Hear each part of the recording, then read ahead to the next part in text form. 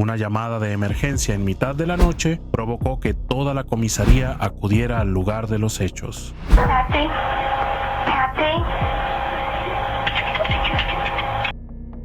Hoy os traemos el caso nacionalmente famoso de JonBenét Ramsey.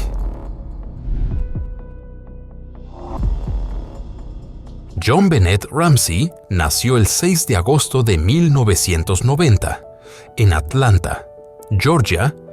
Cuando tenía poco más de 1 año de edad, se mudó con su familia a Colorado, donde comenzaron una nueva vida en un vecindario tranquilo y acomodado. El nombre JonBenét fue creado al combinar el nombre de su padre, John Bennett Ramsey, y el de su madre, Patricia Ramsey, conocida comúnmente como Patsy. También tenía un hermano mayor, Burke Ramsey, que era 3 años mayor que JonBenét. Desde muy temprana edad, JonBenét ingresó al mundo de los concursos de belleza infantiles, una tradición que en ese momento era ampliamente popular en los Estados Unidos, con su apariencia llamativa y su seguridad frente a la cámara.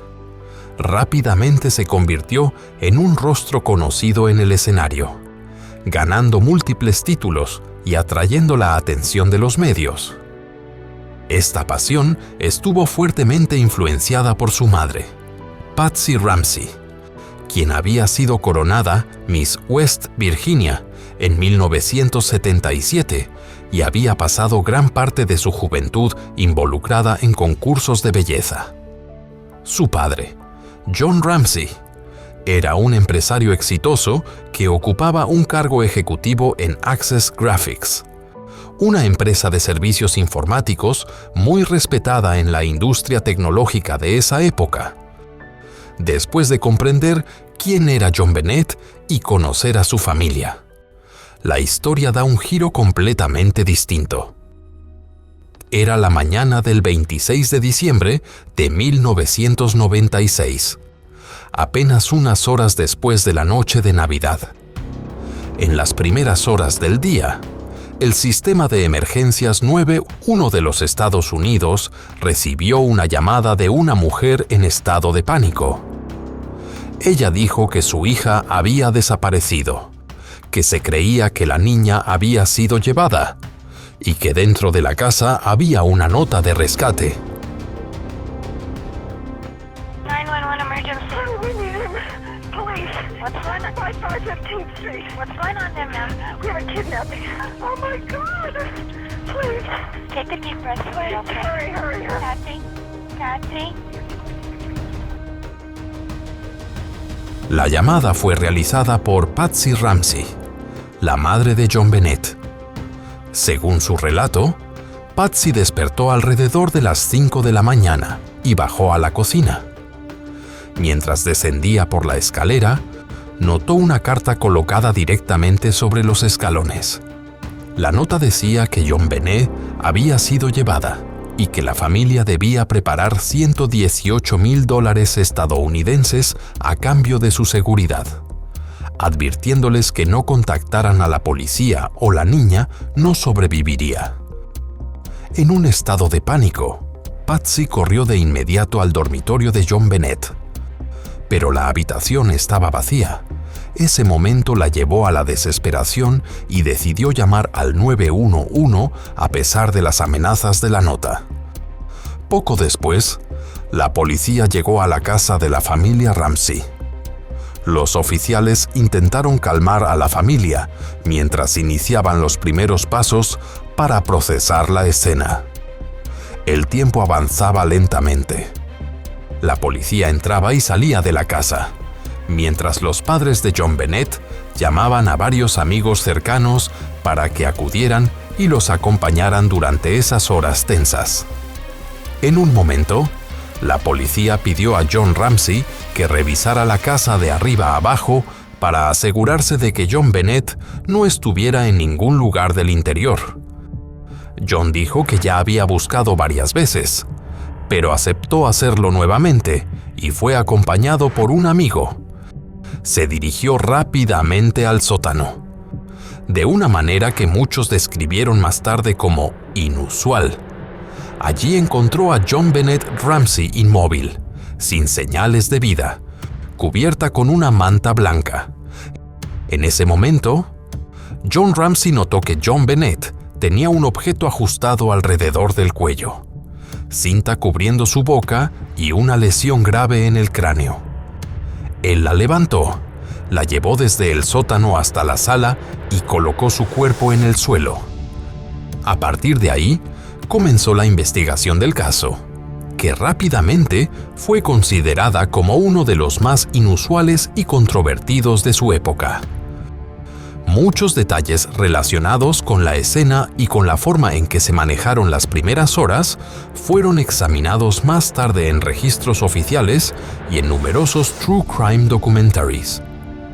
Los resultados de la autopsia describieron con claridad los factores que llevaron a que John Bennett perdiera la vida. Los expertos forenses indicaron que un dispositivo de presión alrededor de su cuello, comúnmente conocido como un mecanismo de estrangulación, había sido asegurado y fue la causa directa de la privación de oxígeno. Además, el cráneo presentaba una lesión significativa en la parte superior, de aproximadamente 3 pulgadas de longitud, con una marca de forma rectangular. La conclusión final determinó que la pérdida trágica de John Bennett fue el resultado de una combinación de privación de oxígeno causada por la presión en el cuello y un trauma severo en la cabeza. A partir de ese momento, la pregunta central pasó a ser quién era responsable de lo ocurrido. Se consideraron cientos de teorías. Muchas personas fueron interrogadas, pero gran parte de la sospecha terminó enfocándose en quienes estaban más cerca de ella: su padre, su madre y su hermano, en relación con la primera teoría. Cuando la policía comenzó la investigación, se centró en una pequeña ventana del sótano, del tipo que se encuentra comúnmente en las casas estadounidenses, que daba hacia el exterior. Se creía que la ventana estaba ligeramente abierta, con un vidrio roto, y que había una maleta colocada justo debajo. Esto llevó a la teoría de que alguien pudo haber entrado a la casa durante la noche, tomado a John Bennett de su dormitorio sin ser visto, colocado cinta sobre su boca y llevado a la niña hasta el sótano.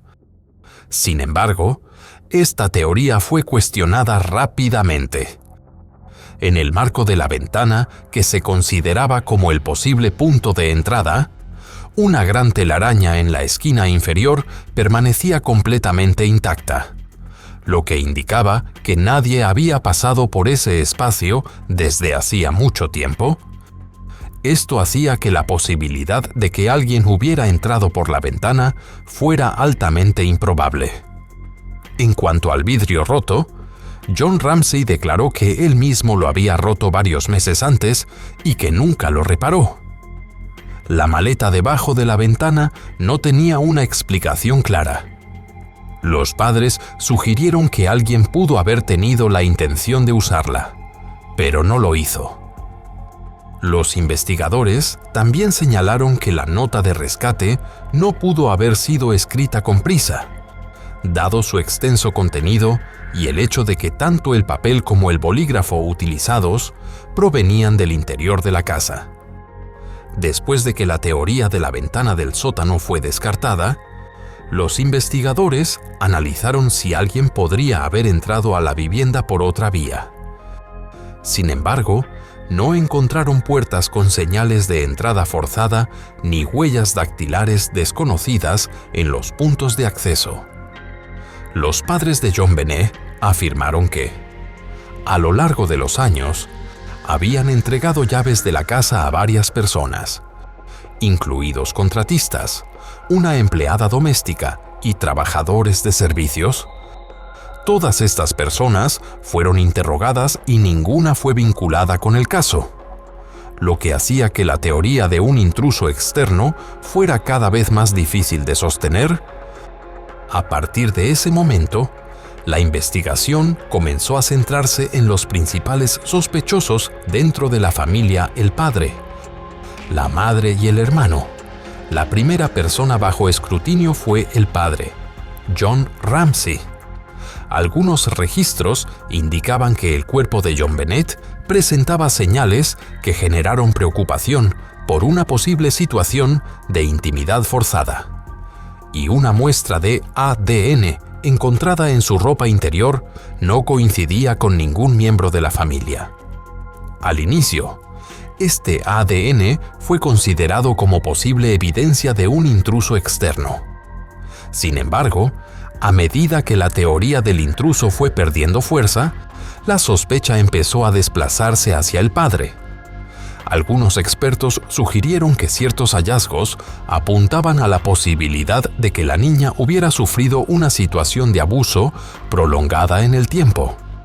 Basándose en anomalías observadas durante el examen que fueron interpretadas como señales de trauma previo, esto dio lugar a una teoría según la cual John Ramsey podría haber causado daño a su hija y que, durante un incidente, se habría producido una lesión grave en la cabeza que provocó su pérdida inmediata.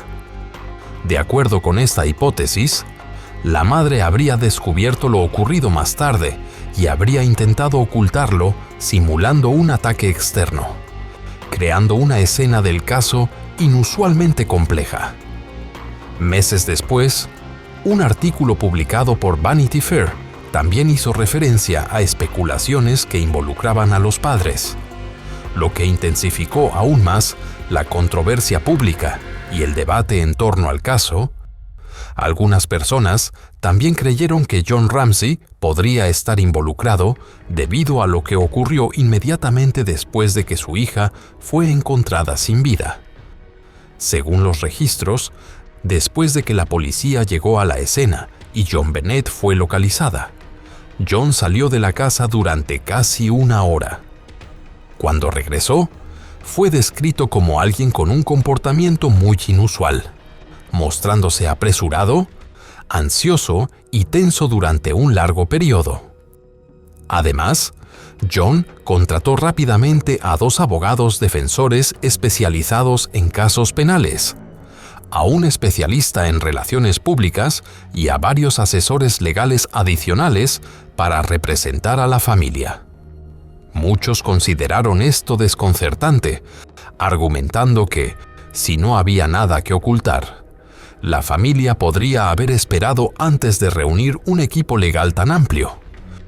John también fue visto como sospechoso porque la cantidad exigida en la nota de rescate coincidía exactamente con el bono que había recibido el día anterior por un asunto laboral. Este detalle llamó la atención porque la familia Ramsey ya era muy adinerada y, en casos típicos de secuestro, las sumas solicitadas suelen ser mucho más altas. Además, como se mencionó anteriormente, su comportamiento al revisar la casa generó dudas. Cuando un amigo sugirió volver a revisar la vivienda, John se dirigió casi de inmediato al sótano, a pesar de haber dicho antes que ya había inspeccionado esa área varias veces. El hecho de que notara un objeto blanco en el suelo y lo reconociera de inmediato como su hija, en lugar de pensar que podía tratarse de ropa u otro objeto del hogar, también resultó extraño para muchos. Finalmente, su decisión de llevar a JonBenét al piso superior y colocar su cuerpo en un lugar distinto alteró la escena y afectó directamente el desarrollo de la investigación. Por estas razones, la sospecha continuó enfocándose en el padre.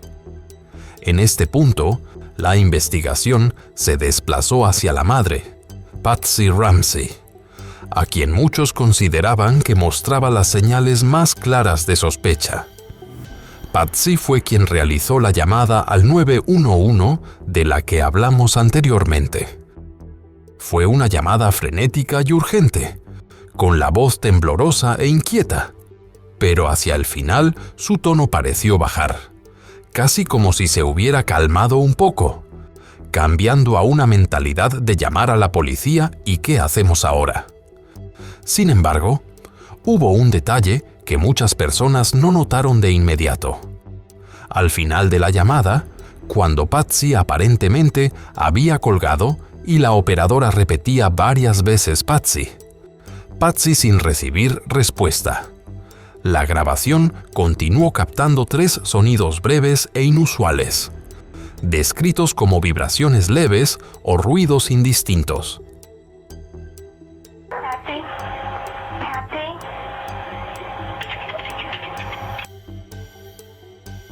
Estos segmentos de audio fueron analizados posteriormente por investigadores del FBI, utilizando tecnología de mejora de sonido para aclarar lo que ocurrió durante esos breves instantes. Los resultados sorprendieron a muchas personas, ya que sugerían que Patsy no estaba sola mientras realizaba la llamada, lo que contradecía su declaración de que solo estaba ella, o posiblemente su esposo, mientras se creía que su hijo había estado dormido toda la noche y no había participado en ningún intercambio. Al parecer, después de que Patsy pensó que había colgado en ese momento, utilizaba un teléfono fijo y debía colocar el auricular en su lugar. No cortó la llamada correctamente, lo que permitió que la línea permaneciera abierta y que el teléfono cayera. En la parte restante de la grabación, los investigadores identificaron 3 momentos de audio relevantes. En el primer momento, inmediatamente después de que Patsy dejó de hablar, se puede escuchar la voz de un hombre adulto. Al principio, esta voz fue interpretada como si dijera: "No estamos hablando contigo".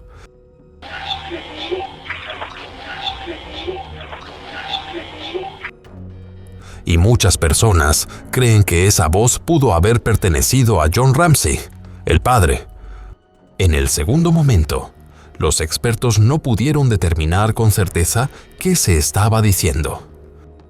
Algunos interpretaron las palabras como "ayúdame", "Jesús", "ayúdame", "Jesús", mientras que otros consideraron que sonaba más bien como "¿qué hiciste?", "Jesús".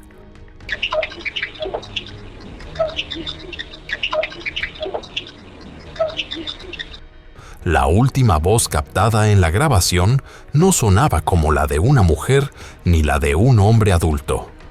Sonaba más pequeña, más parecida a la voz de un niño, y parecía decir: ¿qué encontraron? La familia Ramsey insistió en que Burke durmió durante toda la noche, que no se despertó en ningún momento y que nunca hablaron con su hijo durante ese periodo. Patsy también declaró que, cuando hizo la llamada al 911, estaba completamente sola.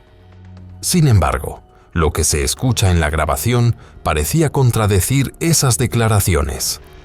Para los investigadores, este fue un detalle de gran relevancia, porque los sonidos captados en la llamada sugerían una interacción clara entre varias personas y un sentimiento compartido de angustia por algo que ya había ocurrido.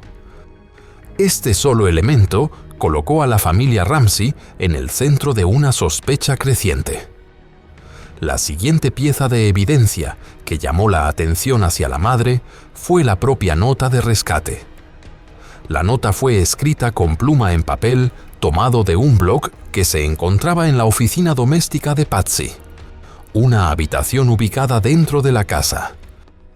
Cuando se realizó el análisis de escritura, los expertos encontraron múltiples similitudes entre la letra de la nota y la caligrafía de Patsy. A partir de ahí, surgió otra teoría que apuntaba a la intensa presión que rodeaba los concursos de belleza infantiles y al deseo de Patsy de que John Bennett siguiera el mismo camino que ella había recorrido en el pasado. Gran parte de la imagen pública de la familia, así como una porción importante de la atención y los ingresos asociados a ella, estaban vinculadas a John Bennett y a los concursos en los que participaba, lo que profundizó aún más la sospecha hacia la madre. Otra teoría sugiere que, esa noche, Patsy y John Bennett Mowgli haber estado practicando para concursos de belleza. Según esta hipótesis, se cree que Patsy ejercía una presión excesiva sobre su hija y que, en un momento de tensión, pudo haberla golpeado accidentalmente con un objeto, provocándole una lesión grave en el cráneo que no habría notado de inmediato. A partir de ahí, se piensa que se desencadenó una cadena de acontecimientos. Durante la investigación, el FBI incorporó a investigadores y expertos en análisis de conducta especializados en interpretar lenguaje corporal, expresiones faciales y patrones de habla durante entrevistas, con el fin de evaluar las reacciones de los padres. En una entrevista destacada, el entrevistador le preguntó a Patsy si estaba segura de que su hija había sido llevada por un intruso. Había pasado por un incidente sensible y que la pérdida trágica se había producido como resultado de las acciones de esa persona. Antes de responder, se observó que Patsy hizo un leve movimiento negativo con la cabeza, como si rechazara la premisa de la pregunta. Y en ese momento, John Ramsey intervino y respondió por ella diciendo: «Sí, estamos seguros». Patsy repitió la misma respuesta inmediatamente después. Fully convinced that your daughter was kidnapped by some outsiders outside your family or circle of friends? Yes. Shaking her head no. It's just so hard to know. Shaking her head no, and then when John says yes, she changes her head to a nod up and down. Sin embargo, Patsy Ramsey nunca fue acusada formalmente en relación con el caso, y las sospechas que la rodeaban nunca se resolvieron, especialmente después de que falleció por cáncer de ovario en 2006. La siguiente persona mencionada en muchas teorías fue el hermano mayor de John Bennett, Burke Ramsey. En ese momento, John Bennett tenía 6 años y Burke tenía 9. Muchas personas describieron a Burke como un niño callado y retraído, que no disfrutaba la interacción social y parecía incómodo con los extraños. Algunos creían que podía sentir celos de su hermana, ya que durante ese periodo la mayor parte de la atención, tanto de los padres como del público, estaba centrada en John Bennett. Una amiga de la familia que fue entrevistada más tarde recordó un incidente en el que intentó acercarse a Burke para hablar con él. Según su relato, él reaccionó de manera muy dura, diciendo: «No, no te acerques, no quiero que me hables, aléjate, déjame en paz». Ella describió esa reacción como inusual para un niño tan pequeño. A partir de análisis citados por investigadores vinculados al FBI, se desarrolló una teoría para explicar lo que pudo haber ocurrido esa noche. Durante la autopsia, los expertos forenses encontraron piña en el estómago de John Bennett, lo que indicaba que la había comido unas horas antes de perder la vida. Este detalle llamó la atención porque la piña con leche era un bocadillo que tanto Burke como John Bennett solían disfrutar. Según esta teoría, John Bennett se fue a dormir en su pequeña cama como de costumbre, mientras que Burke pudo haberse despertado más tarde porque tenía hambre. Según esta teoría, Burke bajó a la cocina y vio a su madre allí, preparando algo porque ella también tenía hambre. Según se ha señalado, Patsy le dijo a su hijo: «Está bien, si quieres, te preparo una taza de té y tu tazón habitual de piña con leche». Burke comenzó a comer en la mesa de la cocina y, durante ese tiempo, John Bennett parece haberse despertado, haber bajado y haber visto a su hermano comiendo. De acuerdo con esta hipótesis, John Bennett tomó directamente piña del tazón de Burke y comió algunos trozos. Se cree que esto pudo haber molestado a Burke. especialmente en un contexto en el que podría haberse sentido cansado de la atención y el trato preferencial dirigidos hacia su hermana, a quien a menudo se veía como la pequeña princesa de la familia. Según el escenario planteado, Burke tomó una linterna que se encontraba en un estante cercano de la cocina y la golpeó con ella. Se considera que ese impacto provocó una lesión grave en la cabeza y que la niña perdió la vida poco tiempo después. La linterna se convirtió más tarde en un elemento clave del caso, aunque inicialmente no recibió mucha atención en la escena. Fue solo cuando los investigadores revisaron las grabaciones en video del lugar, realizadas para documentar la disposición de los objetos dentro de la casa, que la linterna fue identificada con claridad. Muchas personas han cuestionado esta teoría, argumentando que un niño de esa edad no tendría la capacidad de ejercer la fuerza necesaria para causar una lesión tan grave. Sin embargo, los investigadores afirmaron que un escenario así era completamente posible. Para comprobarlo, la policía realizó una reconstrucción. Eligieron a un niño de una edad similar y le pidieron que golpeara un maniquí construido con una estructura real de cráneo, piel y cabello realistas. Los resultados sorprendieron a muchas personas, porque la fuerza y el lugar del impacto coincidían de manera muy cercana con la lesión en la cabeza que había sufrido John Bennett. Este hallazgo llevó a los investigadores a considerar que el golpe pudo haber ocurrido de forma no intencional. Bajo esta teoría, se cree que los padres de Burke hicieron todo lo posible por ocultar lo sucedido para proteger a su hijo de posibles consecuencias legales. Aunque Burke era muy pequeño en ese momento, según las leyes de esa época, aún existía la posibilidad de que un niño de su edad enfrentara implicaciones legales.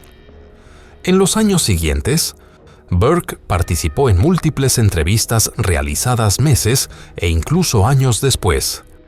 En la primera entrevista, llevada a cabo apenas unos días después de que John Bennett perdiera la vida, se le hicieron muchas preguntas sobre lo ocurrido esa noche. Según quienes estuvieron presentes, Burke no parecía concentrado en las preguntas. En cambio, se mostraba juguetón, se reía en algunos momentos e intentaba interactuar con los objetos a su alrededor durante toda la sesión.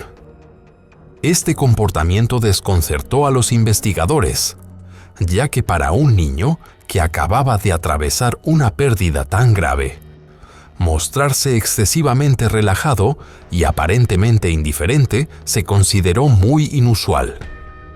Durante esa misma entrevista, cuando se le preguntó si se había despertado durante la noche, Burke dijo que había dormido profundamente toda la noche y que no escuchó ni notó nada fuera de lo normal. Agregó que lo único que pudo haberlo despertado fue escuchar a su madre gritar por la mañana cuando llamó a la policía. Dijo, «Oh, tal vez algo le pasó a John Bennett». Sin embargo, el niño parecía en gran medida desinteresado en lo que había ocurrido, algo que los investigadores encontraron difícil de comprender. Cuando se le preguntó si se sentía seguro viviendo en esa casa, Burke respondió, «Sí, claro, no hay ningún problema». Esta respuesta también resultó muy inusual para los investigadores. Señalaron que, si una persona desconocida hubiera entrado al hogar y alguien hubiera causado un daño grave a John Bennett, un niño que vivía en esa casa probablemente estaría preocupado por su propia seguridad. En lugar de no mostrar ningún temor, esta actitud fue considerada inconsistente con la situación. Cuando se le preguntó si guardaba algún secreto, Burke dijo que no recordaba tener secretos específicos, pero añadió que, si los tuviera, no los diría. La investigación entonces se desplazó hacia otro punto de sospecha. En el cuerpo de John Bennett se encontraron 2 marcas en la parte posterior del torso. En un primer momento, surgió la teoría de que estas marcas podrían haber sido causadas por un dispositivo eléctrico incapacitante, del tipo que en ocasiones utilizan las fuerzas del orden para inmovilizar a una persona. Según esta teoría, un intruso pudo haberse acercado a John Bennett mientras estaba en la cama y haber utilizado dicho dispositivo, impidiéndole pedir ayuda o resistirse. Sin embargo, más adelante se realizaron pruebas adicionales y los resultados demostraron que esta teoría no se sostenía. Según los expertos, una persona expuesta a una descarga eléctrica de ese nivel no perdería el conocimiento. Por el contrario, la liberación de adrenalina probablemente provocaría una reacción intensa, haciendo que la persona gritara o intentara escapar. Además, las marcas encontradas en el cuerpo de John Bennett no coincidían con las que normalmente deja un dispositivo de ese tipo, que suelen ser alargadas y no puntos aislados. Esto llevó a los investigadores a cuestionarse qué eran realmente esas marcas. Durante una revisión de la escena, notaron los rieles metálicos de un tren de juguete que pertenecía a Burke. Era uno de sus juguetes favoritos, y además tenía una habitación separada dedicada a jugar con trenes. Cuando los investigadores compararon la distancia entre los rieles del tren con la separación entre las 2 marcas en el costado de John Bennett, descubrieron que las medidas coincidían exactamente. Otra teoría sugiere que alguien pudo haber utilizado ese objeto para tocar o mover a John Bennett, posiblemente para comprobar si aún respondía, aunque esto nunca fue confirmado de manera clara. Además, cuando Burke tenía alrededor de 11 años, se realizó otra entrevista en la que se le hicieron varias preguntas sobre sus hábitos durante la noche. Al preguntarle si a veces se despertaba para comer algo, Burke respondió que sí, que en ocasiones lo hacía. Cuando le preguntaron qué podría haber comido esa noche, contestó: «Me gusta el pudín. ¿El yogur? No sé». El entrevistador entonces le preguntó si le gustaba la fruta, y Burke dijo que le gustaba la piña. Años después, Burke apareció en otra entrevista, esta vez en el programa del Dr. Phil, conocido por analizar casos delicados. El Dr. Phil entrevistó a Burke ya como adulto, pero las reacciones de Burke durante la conversación dejaron confundidos a muchos espectadores. A lo largo de la entrevista, sonreía con frecuencia. Se mostraba incómodo y parecía visiblemente tenso. Esta actitud generó aún más preguntas sobre la forma en que reaccionaba al hablar del caso. Durante esa entrevista, el doctor Phil le hizo a Burke una pregunta directa. I know that we are suspects. Did you murder your sister, John Bennett? No. Además, durante la investigación también se retomó un incidente ocurrido en 1994. Una amiga de Patsy Ramsey recordó haber visto a John Bennett regresar a casa con una lesión inusual en el rostro. Cuando le preguntaron qué había pasado, John Bennett dijo que Burke la había golpeado accidentalmente con bastante fuerza con un palo de golf mientras jugaban, lo que le causó un daño serio en el pómulo y requirió cirugía reconstructiva.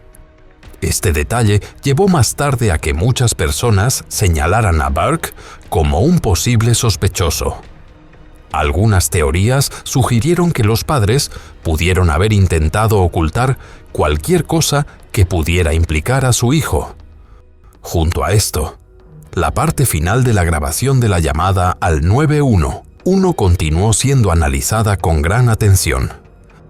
Algunas interpretaciones indicaban que la voz de la madre sonaba como si estuviera hablando con un niño, diciendo: ¿qué hiciste?, mientras que se creía que la voz del padre decía, no estamos hablando contigo ahora. También se escuchaba una voz más pequeña, que se pensó que pertenecía a un niño, preguntando, ¿qué encontraron? Este detalle alimentó aún más la especulación sobre el posible papel de Burke en lo ocurrido. Finalmente, en 2006 surgió otro sospechoso, John Mark Carr, un hombre que fue detenido por la policía mientras viajaba a Tailandia. Carr afirmó que era responsable de la pérdida trágica de John Bennett, diciendo que le había causado daño y que asumía la responsabilidad de lo ocurrido porque estaba obsesionado con ella. Sin embargo, después de que los investigadores realizaron las comparaciones correspondientes, confirmaron que el ADN encontrado en la ropa interior de John Bennett no coincidía con el ADN de Carr y que no tenía ninguna implicación directa en este caso. Como resultado, Carr no fue acusado en relación con lo ocurrido a John Bennett. No obstante, más adelante sí fue procesado por cargos separados relacionados con contenido de explotación infantil en otro caso. Al volver al ADN no identificado hallado en la ropa interior de John Bennett. Durante muchos años, algunas personas han sostenido que podría ser evidencia de un intruso externo. Aún así, la identidad de la persona asociada a ese ADN nunca ha sido determinada y sigue siendo uno de los aspectos más controvertidos y no resueltos de todo el caso. Sin embargo, más tarde los investigadores realizaron pruebas adicionales para aclarar este tema. Compraron ropa interior completamente nueva que nunca había sido usada. Se aseguraron de que no hubiera contacto directo durante su manipulación y enviaron las prendas a laboratorios especializados en ADN. Una de estas pruebas contó con la participación de expertos líderes en el campo. Los resultados demostraron que la ropa interior nueva con frecuencia contiene ADN de personas completamente ajenas a cualquier caso. Los investigadores determinaron que, durante los procesos de fabricación, empaquetado y envío, estos productos son manipulados por muchas personas. El ADN puede provenir de trabajadores de fábrica, personal de empaquetado o empleados de transporte. Al final, cada persona tiene su propia perspectiva sobre este caso. Algunos creen que la responsabilidad se encuentra dentro de la familia, mientras que otros apoyan teorías distintas. Para mí, los detalles que rodean al hermano mayor son los que generan más preguntas. Lo más importante, sin embargo, es que el caso de John Bennett Ramsey sigue oficialmente sin resolverse hasta el día de hoy, y puede que permanezca así durante muchos años más. La familia Ramsey era adinerada y altamente influyente, y el caso enfrentó una presión enorme por parte de la cobertura mediática, la opinión pública y fuerzas externas. Muchos investigadores que participaron admitieron más tarde que se trató de uno de los casos más complejos en los que habían trabajado, lleno de contradicciones, fallos tempranos en la investigación y factores sensibles ligados a la política, el sistema legal y la imagen pública. Incluso dentro de las propias fuerzas del orden, algunos han reconocido que las posibilidades de que el caso llegue a resolverse por completo son muy bajas, no solo por la falta de pruebas definitivas, sino también por las consecuencias legales y sociales que podría traer una conclusión clara. Este video fue creado con fines educativos y para generar conciencia pública sobre la justicia y la protección infantil.